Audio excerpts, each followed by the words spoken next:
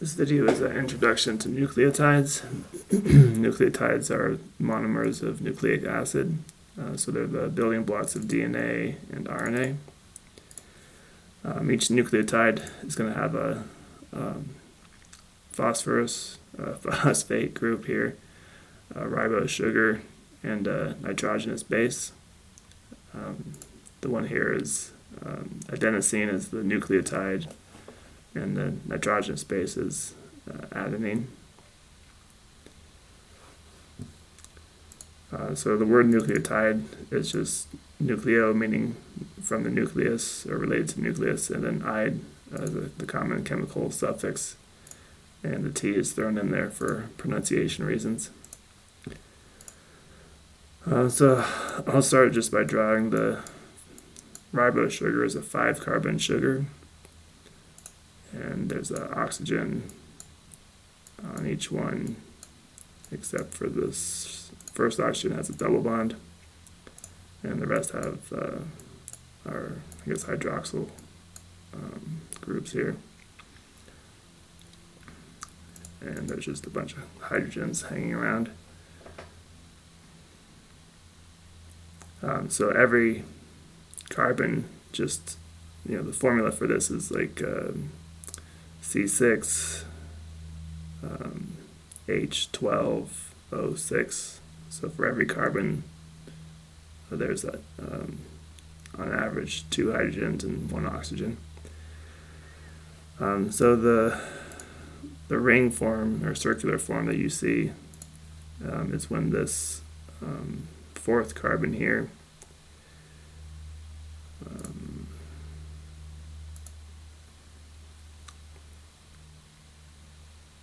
I'm going to just draw that hydrogen kind of ending up over here, and then this oxygen here binding to this carbon here.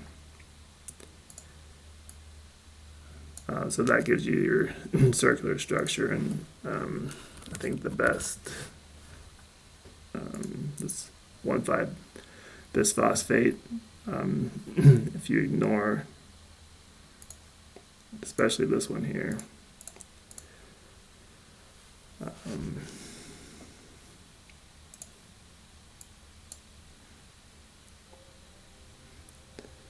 so I'll leave this phosphate on here just because that's where it's actually going to attach in the nucleotide. But here's your first carbon, and the numbering, they number the nitrogenous base first, and so they add a prime to this. So this is the 1' carbon, 2', 3', 4', and 5'.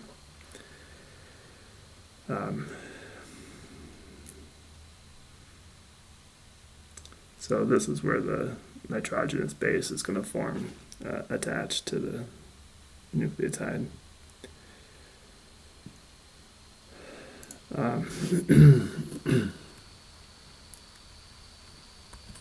So I'll just show ATP here, kind of flipped everything upside down, but here's ATP, AMP, adenosine monophosphate, and I guess just nomenclature. The ribose and the base are adenosine, and then you can list how many phosphates there are. So adenosine monophosphate would be a single phosphate. Adenosine triphosphate would be this molecule here. So again, here's your 1' carbon, 2', 3', 4', 5'. So for the nucleotides, the phosphates attach to the 5' carbon, and we'll have anywhere between 1, 2, or 3 phosphates attached. And then on the 1' carbon, you have your nitrogenous base, and this base is adenine. And you can see that the oxygen that was here was removed, so there would be like a water molecule being released from this carbon here as that bond forms.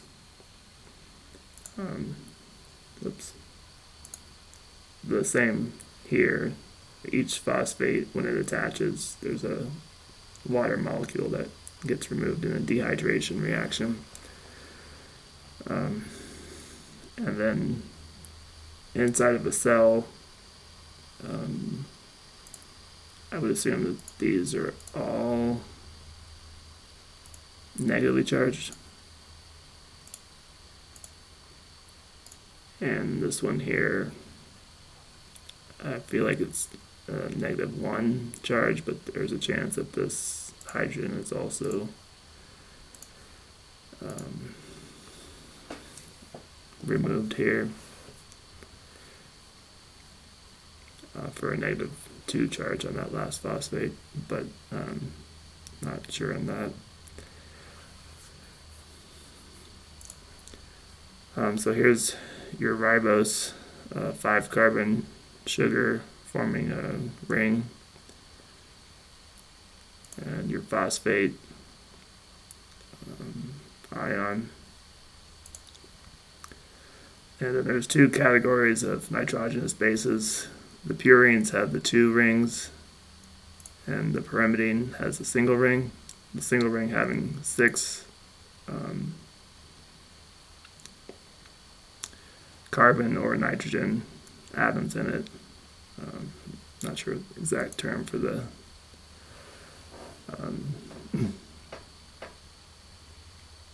nodes, maybe the nodes and the edges, if you want to think of it like that. So purine has 6 atoms on this ring, and then 3 more to give it kind of like that smaller ring. So like a 6 and a 5 joined together, but redundant here. And these should all have resonance, so there should be kind of, I think, not sure about that, but there might be some resonance here where the bonds are kind of shifting around and not exactly fixed in space like this shows here. So the purine, this hydrogen here, number 9 nitrogen, is going to be what bonds to the forms a bond with the ribose sugar. And then here, node number 1 is what binds to the ribose sugar. So each purine and pyrimidine will have some functional group added onto it.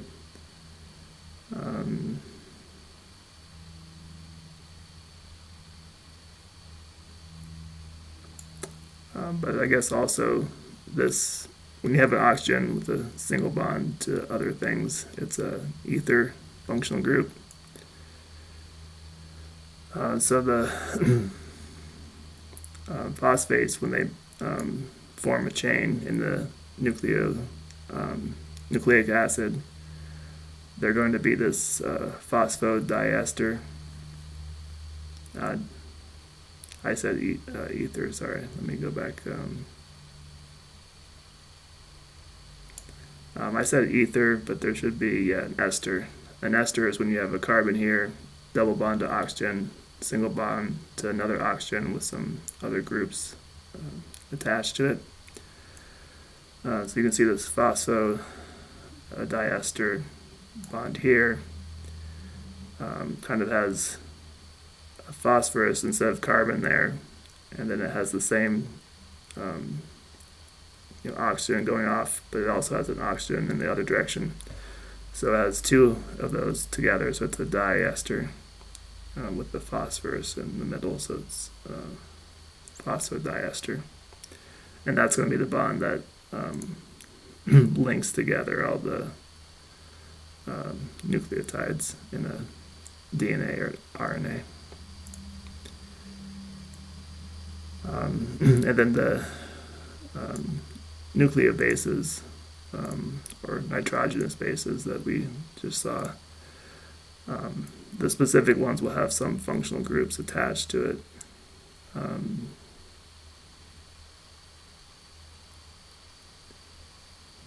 So the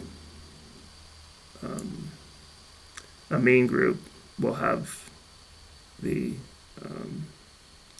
purine or pyrimidine with the, actually it might just be the purines, has a nitrogen with a couple hydrogens, this amine group attached to the ring. And then you have also these, just your standard carbonyl, just a double bond to an oxygen off to the side there. So here's what I just mentioned with the phosphodiester bonds. You have the phosphorus instead of carbon here, so it's a ester bond and then diester, because there's two of them. And that's how it links the chain of nucleotides to form. That's the sugar phosphate backbone of DNA and RNA. With an oxygen here or not, depending on if it's DNA or an RNA.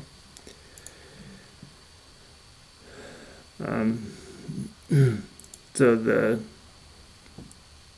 nitrogenous bases are going to form hydrogen bonds with other nitrogenous bases on the anti-parallel strand of DNA or RNA. So you can see here what I was just showing, the carbonyl functional groups, and then here's an amine functional group. So yeah, the amine group does show up on the pyrimidine here. So it's kind of just a variety of those two different functional groups. And then you also have this nitrogen with the double bond, so there's no hydrogen, and that might also be some kind of functional group. So the hydrogen bond is when you have something polar attached to something polar with a hydrogen. So here's water, where oxygen is more electronegative than hydrogen, causing the oxygen to be slightly negative, the hydrogen slightly positive. And so the slightly positive hydrogen can be attracted to the slightly negative oxygen on another water molecule.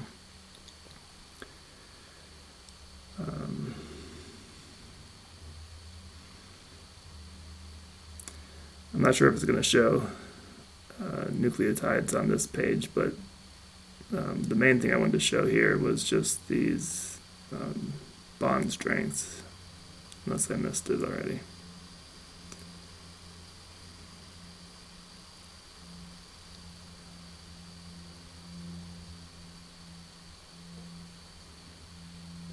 Yeah, so bond strength. The different hydrogen bonds have different strengths. The two that we're looking at are this nitrogen with the hydrogen attached to a nitrogen without the hydrogen. So that's the nitrogen with the double bond to it, lacking the hydrogen. So it's just this nitrogen with the hydrogen bonding to this nitrogen without the hydrogen. So that's going to be like 13 kilojoules per mole as its strength. And then slightly weaker, 8 kilojoules per mole, is going to be the nitrogen with the hydrogen that we saw above, except bonding to a oxygen, like in this case here with the carbonyl functional group. You have the oxygen sitting there with the hydrogen bond to nitrogen with hydrogen. So that would be this bond here. So you can see that when guanine and let's say cytidine, that's the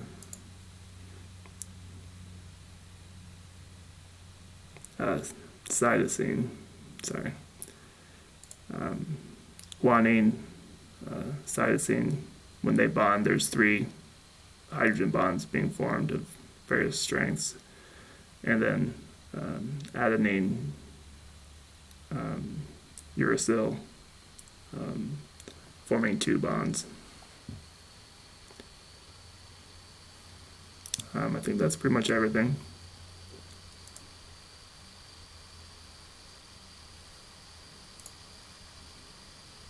And I'll go over the individual nucleobases and nucleotides and the nomenclature and just what they are and how to talk about them in future videos.